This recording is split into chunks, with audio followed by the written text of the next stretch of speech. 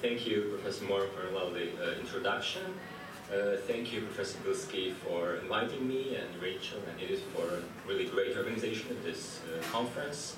So, when I was invited to attend the conference as a speaker, I was thinking, what should I present? And then I realized that in January this year, the European Union issued a new resolution in January this year, 2019, on the cross-border restitution of artworks which were looted, not just in the period of Nazi regime, but also in different times of warfare. So that's something that crossed my mind, that I think it should be worth sharing with you. So what's happening at the European Union level, since we haven't heard a lot about that. We heard some comparative approaches, but we haven't heard what's the European Union as the internal market of over 500 million of inhabitants has done so far.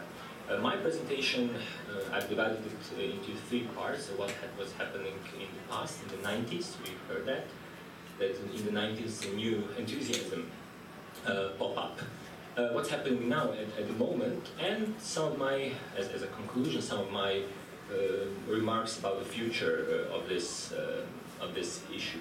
So I will not bother you too much with this first slide, since we already mentioned the day before yesterday in Professor Moore's presentation this general context of the restitution movement. We mentioned that yesterday also. We mentioned some of the Holocaust litigation in the United States of America.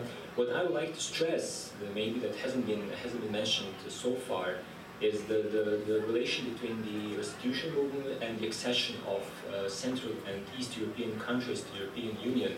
Since my background is Croatia, we are the latest member state. We entered 2013. I think that it's good to somehow also refer to that context. Also, I think that, because in fact the accession to the European Union was closely related, in our case as well, with the rule of law, with the respect for human rights, with, of course, the rule of democracy, and of course the restitution of artworks which once belonged to Holocaust victims and their heirs, respectively, is something that should be considered in that line. And of course, there are other incentives at the national level. There are different institutions at the European Union level, but I think I tried to extract from different documents different avenues, let's say, different paths of restitution movement at the European Union level. And first of all, I think that the European Parliament has done a lot of things, at least at the level of interest, different resolutions, and about the necessity of the restitution.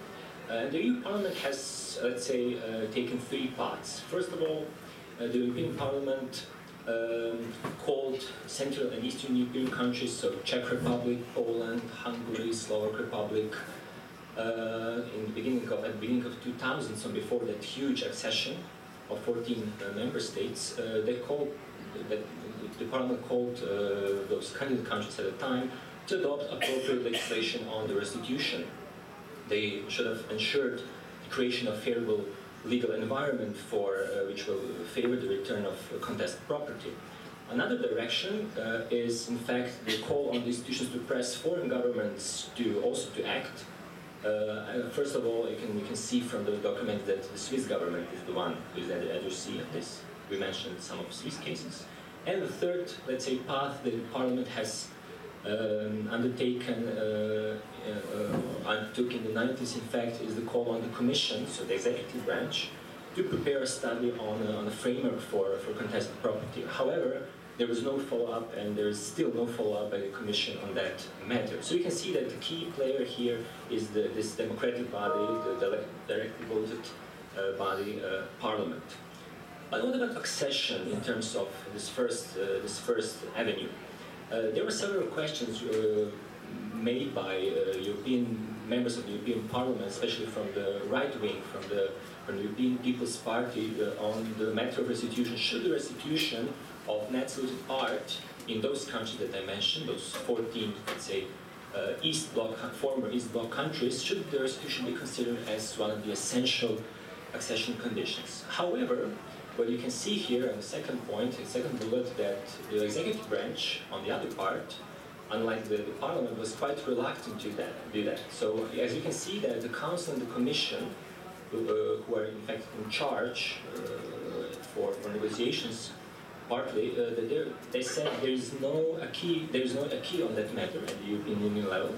The expropriation should be dealt with by the member states, future member states, the candidate countries, and in fact they should do it in line with their own historical, social, economic, I stress economic context.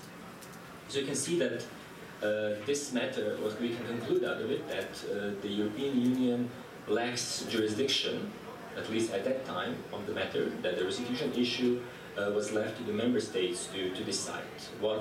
And of course, different policies were taken by those countries when it comes to restitution, including my country. So Croatia, we had a deadline till the end of 1997 for all those victims, not just of Nazi looting, but also communist regime, because we have very complicated two layers. So after Nazi looting came communist regime, who also took partly the same property that was once taken by the Ustashi regime, so Nazi allies.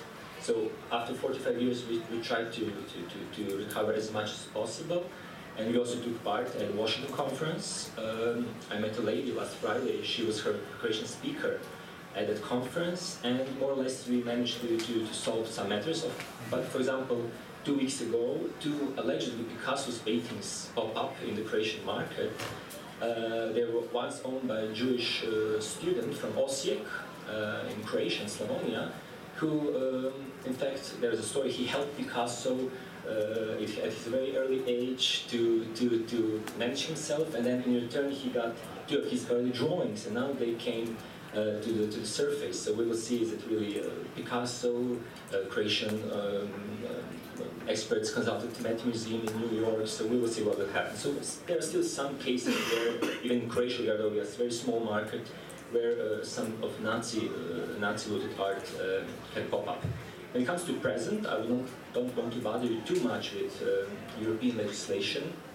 It's not like the core of this conference. However, there is still no comprehensive, like straightforward, specific restitution regime. I mean, in terms of some uniform or harmonized European Union legislation, it makes sense because, as you can see, the EU position is there is no competence for such stuff. However, if you dig into European legislation indirectly, some of those statutes, some of those regulations and directives might be, I stress, might be used as a tool for restitution.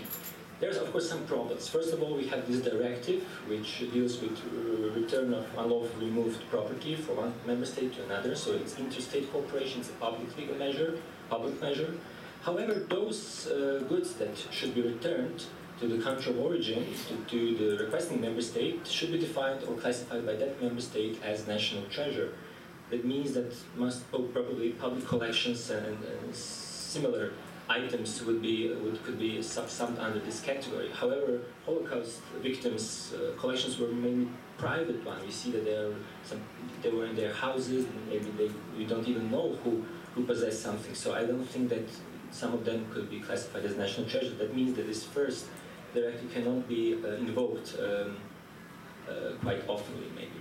But what is interesting that Brussels regulations, so it comes to this matter of international procedural conflict of law rule, for the first time, so after Lugano Convention and Brussels Convention introduced a special provision on restitution of cultural goods, so not only looted art, but in general cultural goods, however based on ownership. So we might even invoke this statute as a basis for maybe some recovery of even Nazi looted art, of course if you can prove ownership, which is sometimes, as we have heard yesterday, quite demanding, because as Abraham Red said, so people don't remember sometimes what they had, the children don't remember what they had in their family homes, so it's very difficult to trace provenance, so we discussed that a lot. However, I think that this regulation is good not just because it introduced for the first time the special provisions on restitution in terms of cross-border cases, which is the topic of my lecture, but all the respondent in those cases has to be from the EU country, but claimant doesn't have to be. So it can be a third country resident, even Israeli or US. However, there are also some other problems with the interpretation of the scope of the term culture good. So this regulation mainly refers to old Directive 93, which defined culture goods very more narrowly than the new Directive 2014 does, so it can be also a problem. And of course, maybe indirectly in some cases of conscience disputes, if it has to do something with the recovery of art on loan, or art obtained under duress while making a contract, maybe even those Rome 1 and Rome 2 regulations can be invoked in certain cases. However, there are some drawbacks, at least I see some drawbacks. First of all, art looted might have never been classified as national treasure. Or it was, but however, the state did not react in time. A third problem is that art is a national treasure, but the victim or heir cannot prove ownership. That's the problem with that Brussels regulation in terms of conflicts of law rules. Our defendant is not domiciled in the European Union. He escaped. Of course, all those measures are not retroactive, so they apply to looting that happened after enactment of those rules, which are rather new, from the 90s. And some other stuff I will now skip.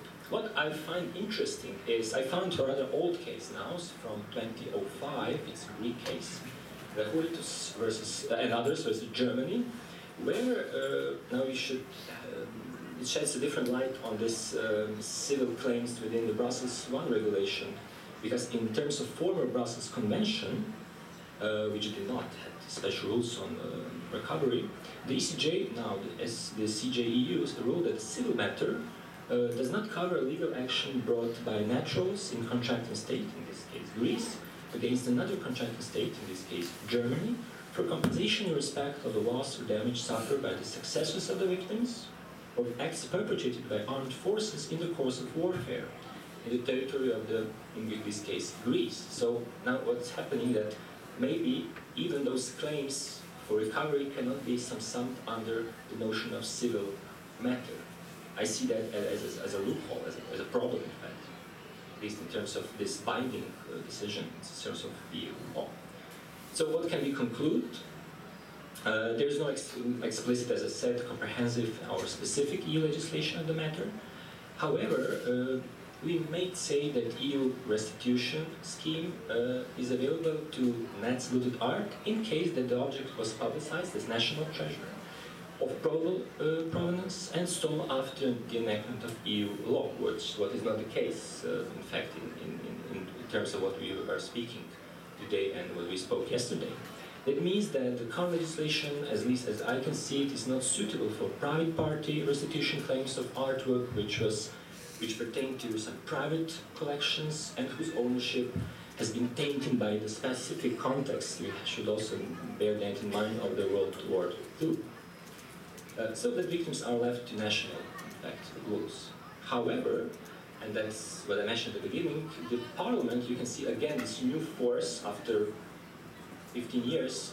The Parliament issued a resolution in 2019, which was in fact which incentivized me to speak about that, which, and Parliament for the first time ever introduced Article 81, paragraph 2 as a legal basis for some action in this field.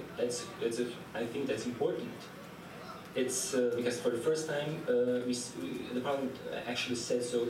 Commission and Council said there is no competence. Now I found a way, I found a mean, legislative one, to start doing something in this area. I think it's important as a paradigm shift.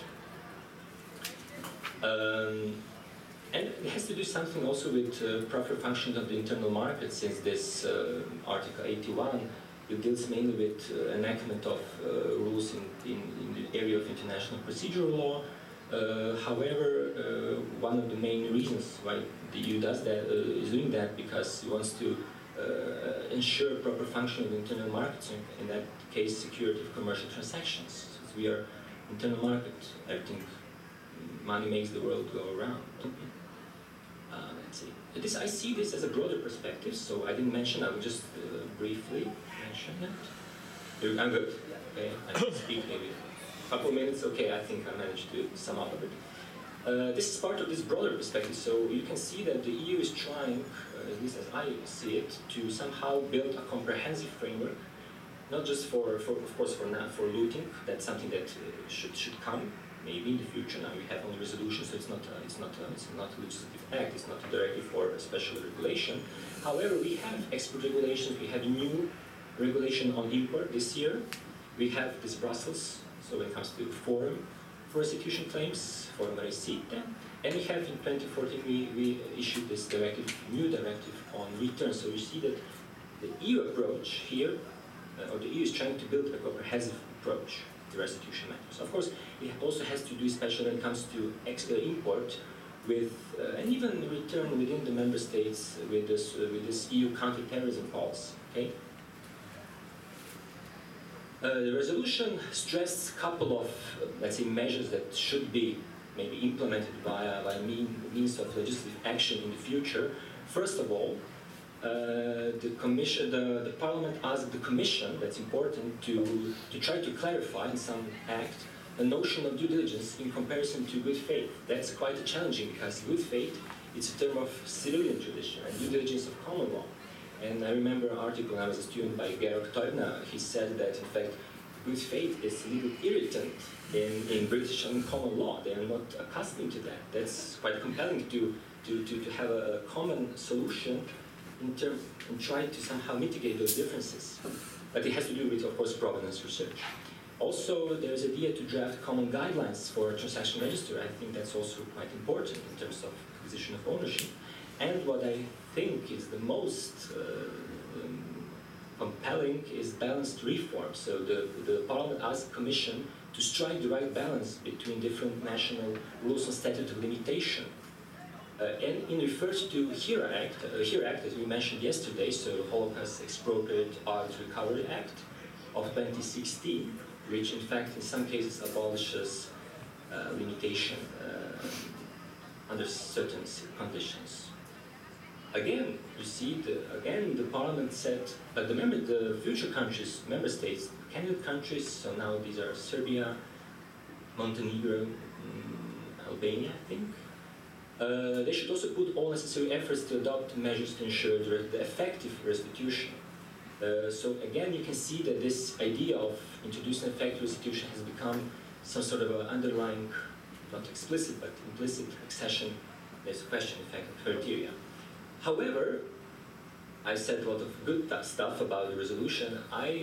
From the other part, I'm completely aware that this article was maybe now at the moment only legal basis for introducing new measures, but we should bear in mind that the Commission's plan is to also the Parliament's plan is for the Commission to interfere into some substantive matters when it comes to property, when it comes to register, so it has to do also with the issue of transparency, etc. But however, on the other part, there is no legal basis in the treaties for interference of the Commission with substantive legal matters. That means, so even more, any derivative legal act, so any directive regulation, should also not we should not interfere with ownership issues. So I see this Article 81 as a good solution, but still it's not totally in line with the treaties. So I don't think maybe that is good legal basis from the point of view constitutional law for issuing substantive legal measures. Also, there's of course national traditions which somehow oppose unification of statute of limitation periods. So I think that if we engage at the level of EU in some talks on restitutional laws, it could take years and years of very tough negotiations, and the people are not getting any younger, even their children. They cannot seek justice or remedy for past injustices for another, 10 or 15 years until the EU member states reach any agreement on that. So, scope, the restitution only deals with what Lendl and Prott in 1989 mentioned as direct nationalization. So, looting in stricto sensu. What about the resolution does not mention forced sales? We mentioned that yesterday, today.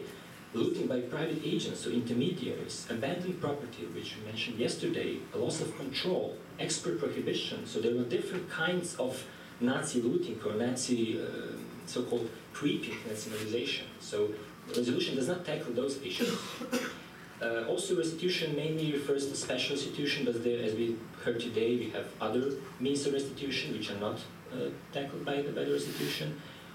What I think it's important is to recognize the importance of these bilateral institutions, so settlements.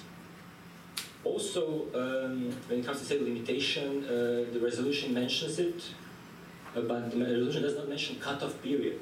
Unlike HERE Act, which mentions 1st of January 2027 as the final date for submission of restitution claims, the resolution did not mention when exactly the whole restitution movement, let's say, or restitution scheme should end, reach its end, once and for all. I will skip this. I think I don't have any much more time. I will just, I'm coming to the end, and in fact, that's the future. The future as in the end. So what I think is feasible in terms of this new resolution is further promotion of ADR solutions, because I think that in fact we can somehow sum up the whole story and say that on one part we have general property law, very strict one, very traditional one, very national one, and an idea that we should protect commercial transactions once and for all after expiration of a certain period of time. And on the other hand, we are, as Professor Weller nicely mentioned, we're seeking for fair and just solutions and protection of the regional property, and of course human rights as well, in fact. So hard law solutions as we have them now, I'm not sure that they are good enough to cope with those very sensitive matters, which are also tainted by specific context of the Second World War. So we cannot deal with them in the same manner we do with, let's say, ordinary goods. Also, each case is very specific, and Washington principles, in fact, recognize these peculiarities.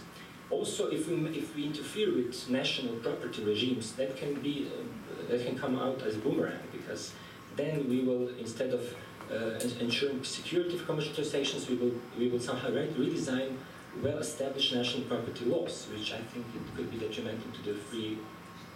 In